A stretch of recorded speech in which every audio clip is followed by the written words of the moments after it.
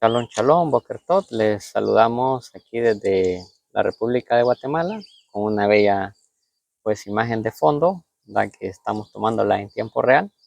Y bueno, queremos compartirle una breve información sobre lo que tiene que ver el Pacto Renovado o el Nuevo Testamento como usted lo conoce. Necesitamos saber o conocer la incidencia de los emperadores romanos, sobre todo en el primer siglo de nuestra era, que fue lo que tuvo una relación más estrecha con Israel y con los acontecimientos de que usted y yo ya sabemos, la obra redentora de Yeshua y posteriormente el trabajo que continuaron sus discípulos hasta el siglo I con Johanán, que muere en la isla de Patmos, y de ahí pues se continuó la labor hasta que en el 325 de nuestra era hubo ahí un punto de decisión cuando Constantino el Grande en el concilio de Nicea pues instituyó el cristianismo y ahí empezó pues a entrar en una etapa de decadencia a lo que es la asamblea mesiánica de Yeshua HaMashiach.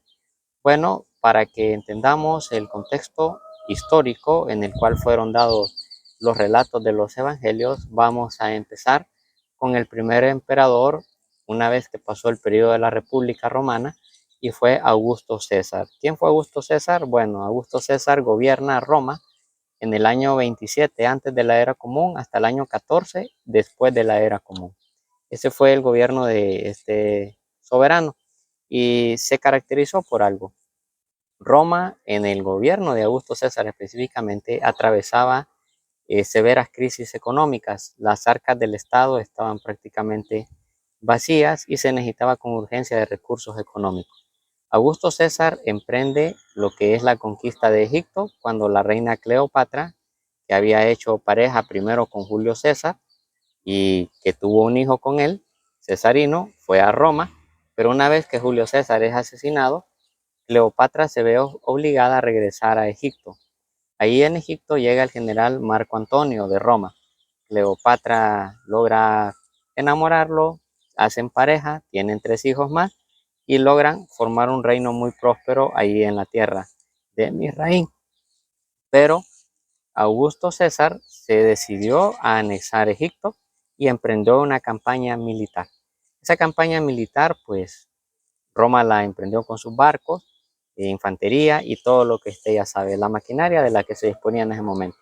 Marco Antonio y Cleopatra estaban muy bien preparados. Su flota tenía una serie de soldados dispuestos a todo, como también remeros profesionales, que no eran esclavos, eran entrenados exclusivamente para esa labor. Sin embargo, la desgracia llegó para Cleopatra y Marco Antonio. Resulta que una plaga atacó a los remeros y los barcos quedaron prácticamente inutilizados. Muchos reyes que estaban apoyando a Egipto en su lucha contra Roma se cambiaron de bando.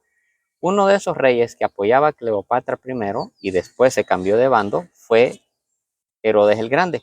El mismo Herodes que ordenó la matanza de los niños de Beilegen de Yahudá cuando pues requirió de los magos el tiempo del nacimiento del Mashiach, a ese Herodes, ese mismo Herodes de la historia.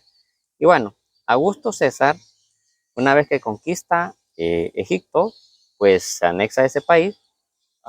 Cleopatra se suicida junto con Marco Antonio y bueno, Augusto pues establece ya lo que es esa línea de gobierno que se conocemos como el periodo de los emperadores. Ahí Augusto César, necesitando recurso económico, empieza a ordenar censos en su territorio para agenciarse de recursos.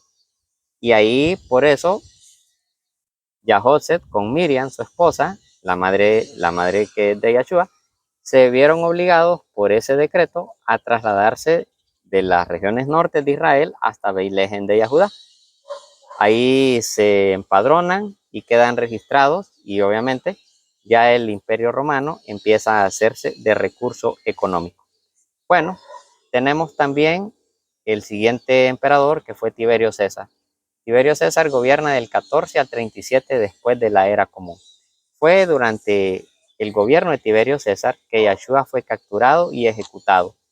Ya como usted y yo sabemos, por orden del procurador Poncio Pilato, que él firmó la orden, y ya los miembros del Sanedrín que no estaban de acuerdo la doctrina de Yahshua, que contradecía sus leyes de hombres. Entonces ellos tomaron esa orden y ejecutaron al Mashiach en la estaca. Bueno, Tiberio César se sabe que al momento de dejar de ser emperador, se retiró a una casa de verano en Nápoles, Italia.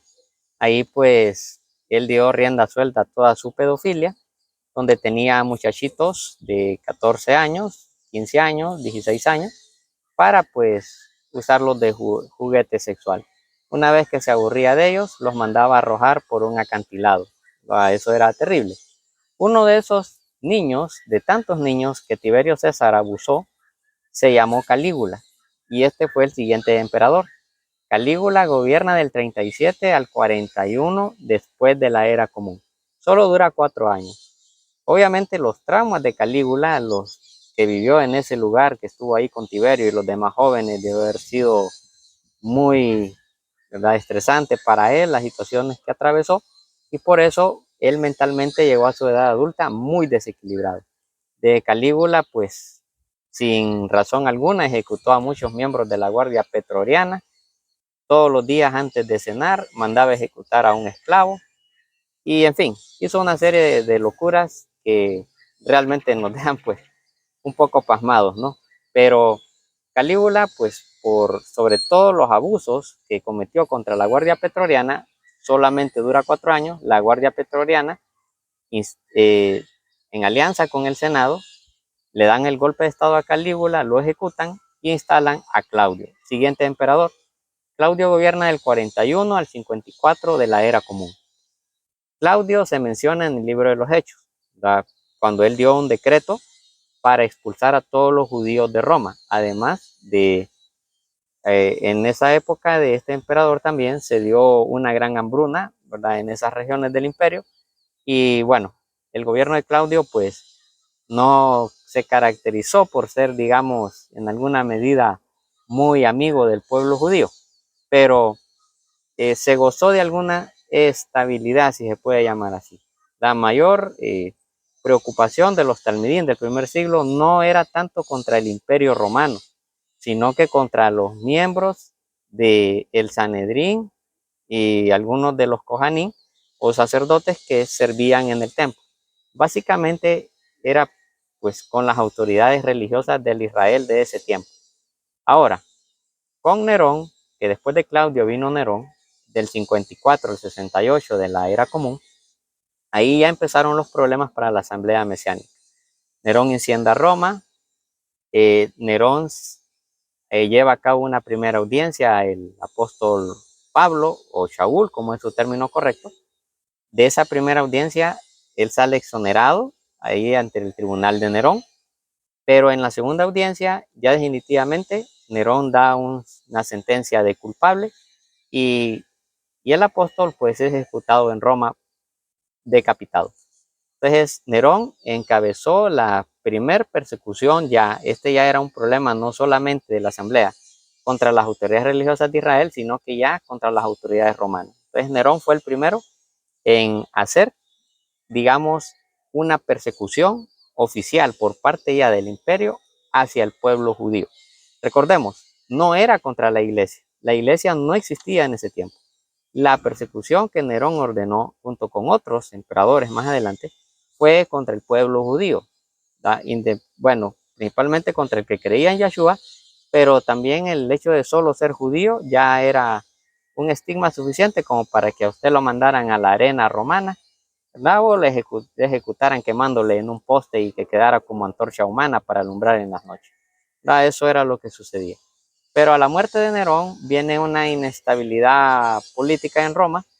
Por ejemplo, Galba, el siguiente emperador, solo gobierna del 68 al 69. Después viene Otón, que solo gobierna en el año 69. Y Vitelio, que gobierna en el año 69 también. O sea, ahí Roma pues entró como en una etapa de inestabilidad política. Pero con Vespasiano, que él gobierna del año 69 al 79, las aguas empiezan a venir a su cauce. Vespasiano, junto con su hijo Tito, hacen el sitio de Jerusalén, toman la ciudad, la destruyen Muchos habitantes son esclavizados, otros muertos, otros obligados a dispersarse por el mundo. Y el Beit Hamikdash o el templo es saqueado, todo. Y se llevaron un grande botín. De hecho, hasta hicieron un arco del triunfo, el arco de Tito que se llama, en donde se muestra a las legiones romanas llevándose la menorá y con ello simbólicamente proclamando la destrucción del pueblo judío. Pero el pueblo judío existe todavía. Roma, pues, ya dejó de existir como tal. Entonces, es impensable creer de que el pueblo judío va a ser barrido de la faz de la tierra. Eso es misión imposible. Pero Vespasiano, pues encabeza esta labor. Su hijo Tito le sucede del 79 al 81.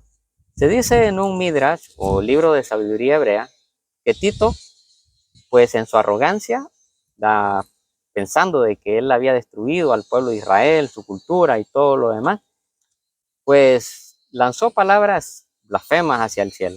Entonces nuestro Elohim le envió un castigo. Y ese castigo era que una polilla, un gusanito, se le anidara aquí. Le hacía pasar unos dolores de cabeza terribles y, en fin, una serie de cosas. Entonces, un día el emperador iba pasando por una calle de Roma. Había un herrero judío que trabajaba ese día en sus labores y dándole golpe de martillo a un yunque. Resulta que el golpe del martillo calmaba el dolor. Él lo lleva a palacio y le dice, vas a tener que hacer este trabajo. Trabajo por el que no te voy a pagar. Tu mejor paga es ver a tu enemigo sufrir. Y bueno, pues se dice que Tito murió a raíz de este parásito que se le anidó aquí en medio de la frente. Bueno, después de Tito le sucede Domiciano, del 81 al 96 de la era común. Domiciano fue el emperador que apresó al último talmid de Yeshua que quedaba vivo, Juan o Yohanan, cuál es su nombre correcto, y lo deportó a la isla de Patmos. Este fue el principal artífice de esto. Nerva, del año 96 al 98, primer siglo todavía de nuestra era común. Y Trajano, el del 98 al 117. De Trajano, este emperador se dio a la labor de tomar muchos manuscritos hebreos, sobre todo del Pacto Renovado o Nuevo Testamento como se conoce, y los destruyó. Por eso es muy difícil encontrar el Brit Hadashah o Pacto Renovado en su original hebreo. La mayor parte de copias que sobreviven fueron copias griegas que se hicieron del siglo V de nuestra era.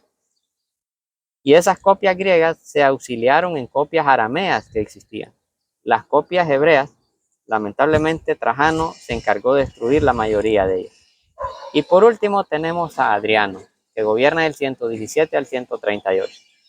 Adriano fue un emperador que mandó a arar a Jerusalén con bueyes, sacó hasta el último judío de la tierra y bueno, él a Jerusalén le puso a Elia Capitolina y a la tierra de Canaán, donde está nuestro país Israel, le puso tierra de Palestina.